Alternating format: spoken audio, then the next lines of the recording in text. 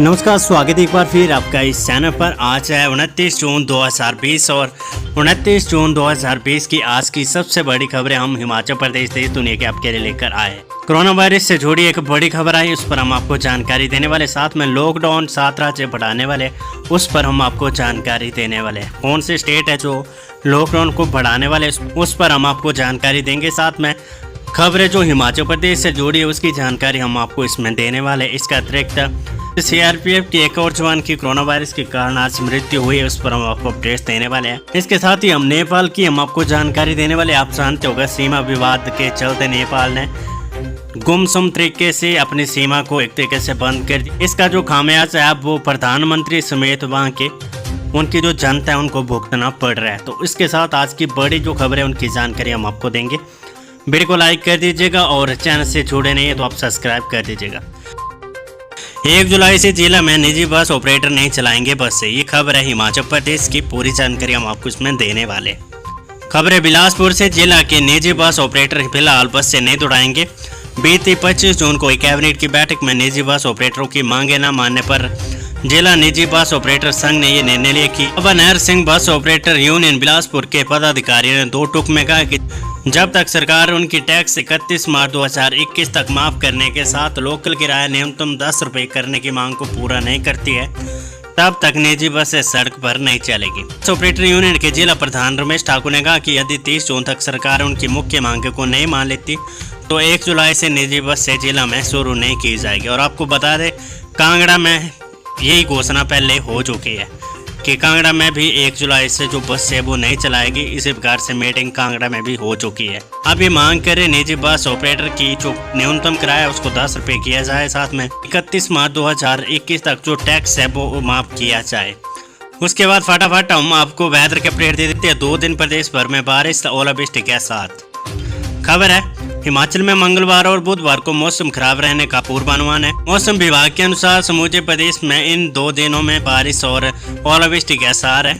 मध्य ऊंचाई वाले इलाकों में 4 जुलाई तक मौसम खराब रहेगा। शिमला सहित अधिकतर क्षेत्रों में रविवार को धूप खिली रही। बागवानी विशेषज्ञों के अनुसार जून और जुलाई की बारिश मक्के की फसल, सेब और अन्य फसलों मददगार साबित होती है। दूल्हा दुल्हन को किया होम क्वारंटीन, गुमारवी से पंजाब गई थी बारात। कोरोना संकट काल ने हिमाचल में दूसरे राज्य में शादी जाने वाली मुसीबतें बढ़ा दी। पहले बाहरी राज्य में बारात ले जाने की परमिशन लेनी पड़ रही है और वापस आने पर क्वारंटीन नियमों का पालन करना होता है। ऐसे ही मामलों में बिलासपुर की गुमारवी पंचायत के गलियाना गाँव में प्रशासन ने दूल्हा दुल्हन को होम क्वारंटाइन किया है। आज की अगली खबर है तकनीकी शिक्षा मंत्री की गुमशुदगी के पोस्टर लगाएगी विद्यार्थी परिषद। खबर है एबीवीपी से। हिमाचल प्रदेश तकनीकी विश्वविद्यालय हमीरपुर की एबीवीपी इकाई तकनीकी शिक्षा मंत्री विक्रम सिंह ठाकुर की गुमशुदगी के पोस्टर लगाएगी। साथ ही प्रदेश में जिस भी मंच पर तकनीकी शिक्षा मंत्री होगी वहां पर उनका घेराव किया जाएगा। नगर कार्यालय हमीरपुर में हुई अखिल भारतीय विद्यार्थी परिषद की बैठक में तकनीकी विश्वविद्यालय की समस्याओं और आगामी आंदोलन की रूपरेखा बनाई गई। इंटरनेशनल कोर्ट में चीन के खिलाफ कोरोना फैलाने पर चले केस। धर्मशाला के एडवोकेट विश्व चक्षु ने मांगी परमिशन। तो चक्षु जी हमारी स्क्रीन पर आ रहे हैं, आप इनको देख पा रहे हैं। International Court of Justice Netherland में भारत की तरफ से चीन के खिलाफ वैश्विक महामारी कोविड-19 कोरोना को पूरे विश्व में फैलाने पर केस दर्ज किया जाएगा। इसके लिए बौद्ध नगरी धर्मशाला के अधिवक्ता विश्व चक्षु ने केस करने के लिए कोर्ट में परमिशन के लिए अप्लाई कर दिया है। वीरभूमि हिमाचल प्रदेश धर्मशाला के अधिवक्ता विश्व चक्षु ने नीदरलैंड कोर्ट ऑफ जस्टिस के समक्ष मामला उठाया है। कोविड-19 ने पूरे विश्व में तबाही मचाई हुई है। इतना ही नहीं, देश भर में भी कोरोना के कारण बड़ी परेशानियां झेलनी पड़ रही है। इसी विषय को देखते हुए धर्मशाला के एडवोकेट विश्व चक्षु ने अंतर्राष्ट्रीय कोर्ट में चाइना के खिलाफ केस दर्ज करने की अनुमति मांगी है। नीदरलैंड से केस करने की अनुमति मिलने पर इंटरनेशनल कोर्ट में ही भारत की तरफ से चाइना के खिलाफ मामला चलेगा। टीचर की ऑनलाइन ट्रांसफर को जयराम सरकार तैयार, पोर्टल पर डाला जाएगा 80,000 शिक्षकों का बायोडाटा।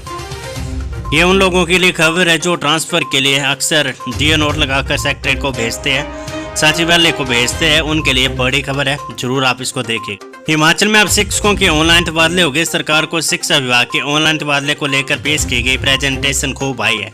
बताया जा रहा है कि स्कूल खोलने से पहले सरकार नई तबादला नीति को लेकर कोई फैसला ले सकती है, या यूं भी हो सकता है कि सरकार जल्द ऑनलाइन सिस्टम से ट्रांसफर भी शुरू कर दे। ऐसे में अब लॉकडाउन के बीच भी शिक्षक गुपचुप तरीके से अपनी ट्रांसफर आसानी से नहीं करवा पाएंगे। अहम ये है कि सरकार ने यह फैसला लिया कि ऑनलाइन शिक्षकों की ट्रांसफर सिस्टम शुरू होने के बाद फाइलों पर ट्रांसफर पूरी तरह से बंद की जाएगी। फिलहाल 73,000 शिक्षकों का बायोडाटा शिक्षा विभाग ने ऑनलाइन कर दिया है। वहीं अब सरकार व विभाग के अधिकारी इस सॉफ्टवेयर से सभी शिक्षकों की प्रोग्रेस रिपोर्ट को देखते हुए भी तबादले कर सकते हैं। आज की अगली खबर है, गौर में वन विभाग की टीम के हाथ लगी बड़ी कामयाबी, लकड़ी से भरी जीप पकड़ी, कीमत 1,71,706 रुपए। 2 और 5 साल के बच्चों को कोरोना। हमीरपुर में पॉजिटिव मरीजों के कांटेक्ट में आने वाले 5 लोग हुए संक्रमित। कोरोना पॉजिटिव लोगों के संपर्क में आए जिले के 5 लोग भी संक्रमित निकले। इनमें 2 साल के मासूम सहित 5 साल की नन्ही बच्ची भी शामिल है। नादौन उपमंडल के 3 लोग प्राइमरी कांटेक्ट में आने के बाद कोरोना पॉजिटिव निकले हैं, जबकि एक सेकेंडरी कांटेक्ट है। आज की अगली खबर है, जोगिंदर नगर में प्रेमी जोड़े ने खाया जहर। आत्महत्या से पहले युवक ने घर वालों को वीडियो कॉल कर दिखाई कीटनाशक। युवक ने वीडियो कॉल कर अपने घर वालों को अपनी लव स्टोरी के साथ कीटनाशक दवाई भी दिखाई और फिर कहा कि ये मेरी लास्ट कॉल है, अब नहीं मिल पाऊंगा। उसके बाद जंगल में उसकी लाश मिली, उसके साथ ही एक महिला का शव भी बरामद। जानकारी के अनुसार जोगिंदर नगर उपमंडल की गंधार पंचायत के सर्री के जंगल में शादीशुदा प्रेमी जोड़े ने आत्महत्या कर ली। युवक कांगड़ा जिले के मुल्तान का रहने वाला बताया जा रहा है।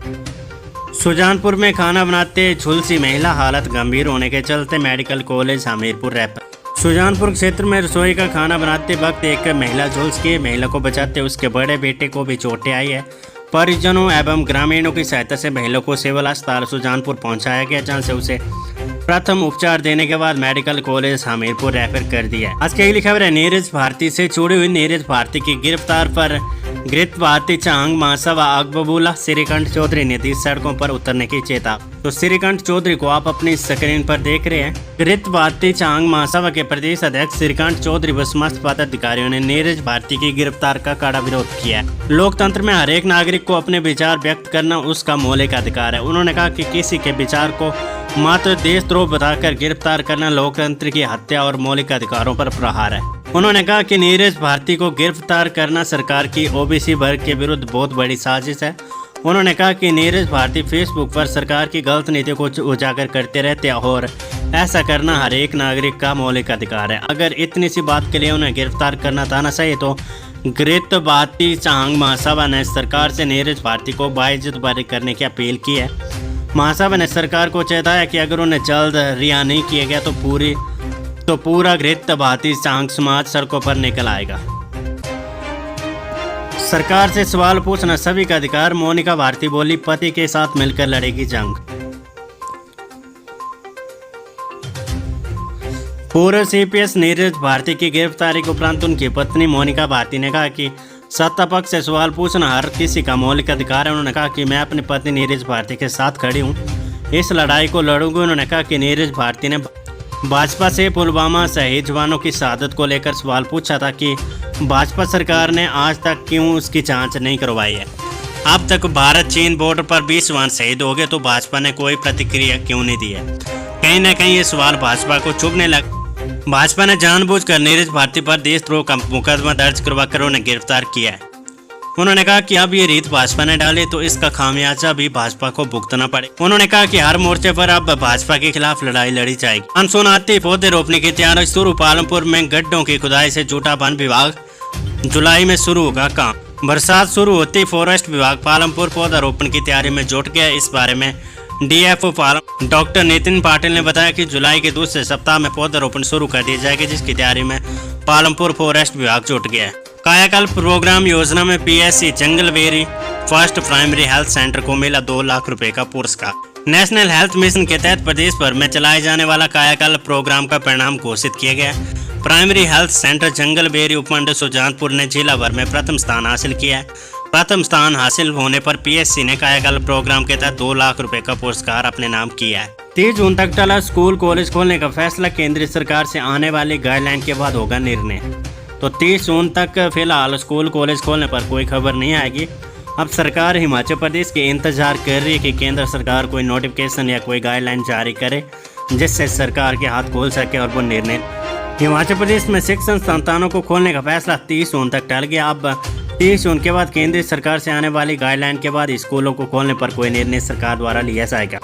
हालांकि अभी सरकार ये भी विचार कर रही कि 12 जुलाई तक स्कूल व कॉलेजों को अवकाश कर दिया जाए। दरअसल अभी सरकारी स्कूलों में साल में होने वाली 52 छुट्टियों में से 7 दिन बचे हैं। ऐसे में 45 छुट्टियां स्कूलों ने पूरी कर ली है। इसके साथ ही अगर कॉलेजों की बात करें तो वहाँ पर भी 63 में से 45 छुट्टियाँ पूरी कर ली। ऐसे में सरकार के पास कॉलेजों में 18 छुट्टियाँ बची हैं। यही वजह कि सरकार अंदर खाते में भी विचार कर रही है कि स्कूल और कॉलेजों की बची छुट्टियों को इस लॉकडाउन में पूरा कर लिया जाए। फिलहाल इस पर भी केंद्रीय मंत्रालय से होने वाली बैठक का इंतजार किया जा रहा है। 30 जून को अंतिम फैसला इस पर लिया जाएगा। नेपाल के प्रधानमंत्री केपी शर्मा ओली की कुर्सी पर मंडराया खतरा, बोले भारत कर रहे हटाने की कोशिश। नेपाल के प्रधानमंत्री केपी शर्मा ओली की कुर्सी पर खतरे के बादल लगातार मंडराते जा रहे हैं। सत्तारूढ़ नेपाल कम्युनिस्ट पार्टी में मचे घमासान और देश में सरकार के खिलाफ जारी गुस्से से ध्यान भटकाने के लिए पीएम ओली अब उग्र राष्ट्रवाद का प्रयोग कर रहे हैं। उन्होंने अपनी पार्टी में मचे घमासान को लेकर भारत पर इशारों में आरोप लगाते हुए कहा कि एक दूतावास मेरी सरकार के खिलाफ होटलों में साजिश रच रहा है। मदन भंडारे की 69वीं जयंती के अवसर पर प्रधानमंत्री केपी शर्मा ओली ने कहा कि उन्हें पद से हटाने का खेल शुरू हो, लेकिन यह संभव है। प्रधानमंत्री ओली ने दावा किया कि काठमांडू के एक होटल में उन्हें हटाने के लिए बैठकें की जा रही। अफगानिस्तान में 13 तालिबान आतंकी ढेर, लगातार हमलों के बाद सेना ने की कार्रवाई, 6 अन्य घायल। टीबी उन्मूलन में हमीरपुर जिला दूसरे स्थान पर, हिमाचल देश भर में तीसरे स्थान।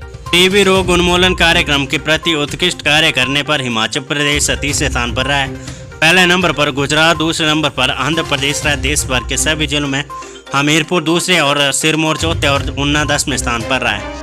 जिला चंबा एस्पिरेशनल डिस्ट्रिक्ट योजना की श्रेणी में देश भर में चौथे स्थान पर रहा है। आज की अगली खबर है, 58,000 रुपए का किराया माफ, पुलिस को निःशुल्क होटल। उपमंडल के लगते ज्वालामुखी क्षेत्र में भंडोली गांव में कोरोना योद्धाओं के बीच ऐसा कोरोना युद्ध बीच उन्होंने किराएदारों को 2 महीने का 58,000 रुपए का किराया जो उसको माफ कर दिया है। साथ ही अपना होटल भी कोरोना से बचाव में ड्यूटी दे रहे पुलिस कर्मियों के निःशुल्क उपलब्ध करवाए। खुदाई कर रहे मजदूरों पर गिरा मलबा, 2 की दबकर मौत, 3 ने भागकर बचाई जान।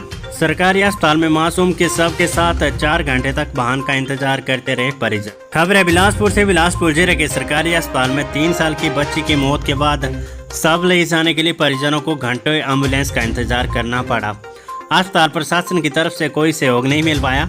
उपायुक्त बिलासपुर को इस बारे में अवगत करवाने के बाद उन्होंने वाहन भेजकर उन्हें घर भेजने की व्यवस्था की। इस घटना के बाद अस्पताल प्रबंधन की कार्य प्रणाली पर सवाल उठ रहे हैं। कोरोना से एक और सीआरपीएफ जवान ने तोड़ा दम। केंद्रीय रिजर्व पुलिस बल के एक और जवान ने रविवार को कोरोना वायरस के चपेट में आकर दम तोड़ दिया। 53 वर्षीय जवान की मौत के साथ अब तक कोरोना के चलते अर्धसैनिक बल के नौजवान जिंदगी से जंग हार चुके। राजस्थान में आज 327 नए मामले, 8 की मौत, संक्रमितों की संख्या 17,000 के पार। स्वतंत्रता दिवस पर मिलेगा आदिवासी कारीगरों को तोहफा, 1 क्लिक पर बेच सकेंगे उत्पाद। महाराष्ट्र में एक दिन में दर्ज हुए कोरोना के सर्वाधिक 5,493 मामले, 156 लोगों की हुई मौत। सुप्रीम कोर्ट में राजस्थान बोर्ड की शेष बची 10वीं की 2 परीक्षाओं को रद्द करने की याचिका हुई खारिज। महाराष्ट्र में 30 जून के बाद भी जारी रहेंगे प्रतिबंध, धीरे धीरे मिलेगी छूट, उद्धव ठाकरे। देश में आज सामने आए कोरोना वायरस के करीब 20,000 मामले, 410 लोगों की हुई मौत। कोरोना के बढ़ते मामलों के बीच लॉकडाउन बढ़ाने के संकेत, इन राज्यों ने लगाया प्रतिबंध। तो 7 राज्य ऐसे जो लॉकडाउन को बढ़ाना चाहते, तो कौन है वो राज्य है, वो आप जरूर इनको देख लीजिए। सबसे पहला है आसम। आसम ने 12 घंटे का जो नाइट कर्फ्यू इसको लागू कर दिया है। कोरोना के बढ़ते मामलों को देखते हुए राज्य के स्वास्थ्य मंत्री ने गुवाहाटी समेत राज्य में 12 घंटे के नाइट कर्फ्यू के साथ 14 दिन का लॉकडाउन लगाने का ऐलान किया। इसके साथ तमिलनाडु में 4 जिलों में संपूर्ण लॉकडाउन लागू हो गया है। 30 जून तक संपूर्ण लॉकडाउन लागू रहेगा। इसके साथ झारखंड में 31 जुलाई तक लॉकडाउन लागू है। हेमंत सोरेन की झारखंड सरकार ने कोविड-19 प्रसार को रोकने के लिए शुक्रवार को 31 जुलाई तक लॉकडाउन की घोषणा की है। मैं ट्वीट कर ये जानकारी दी गई है। पश्चिम बंगाल में संशोधित नाइट कर्फ्यू के साथ 31 जुलाई तक लॉकडाउन। कर्नाटक में दिशा निर्देशों में कई बदलाव के साथ लॉकडाउन। उसके बाद मणिपुर में 15 जुलाई तक जो लॉकडाउन है इसको लगाया गया है। चीनी दवा कंपनी की कोरोना वैक्सीन का इंसानों पर ट्रायल, मिले उत्साहजनक परिणाम। भारत के साथ सीमा बंद होने से नेपाल में नमक बिक रहा है 100 रुपये किलो, सरसों तेल 250 रुपये किलो लीटर हुआ। तो ये बड़ी खबर है। इसमें 250 रुपये लीटर अब सरसों का तेल हो चुका है और 100 रुपये किलो जो नमक है वो नेपाल में बिक रहा है। और अब जो केपी शर्मा ओली प्रधानमंत्री नेपाल के, वो और उनकी जो सरकार है, कम्युनिस्ट जो पार्टी है नेपाल में, वो अब केपी शर्मा ओली को कुर्सी से उतारने की तैयारी कर रही है। कांगड़ा में एक साथ 11 मामले समेत हिमाचल में 20 कोरोना पोस्ट। देवभूमि हिमाचल में कोरोना के मामले लगातार बढ़ते जा रहे। रविवार को प्रदेश भर में बीएसएफ सेना के 4 जवानों समेत यूक्रेन से लौटी एमबीबीएस की छात्रा, बैंक कर्मचारी और 7 साल के बच्चे समेत 20 नए मरीज मिले। कांगड़ा में 11, ऊना और सोलन में 3-3, बिलासपुर, सिरमौर और मंडी जिले में एक मामला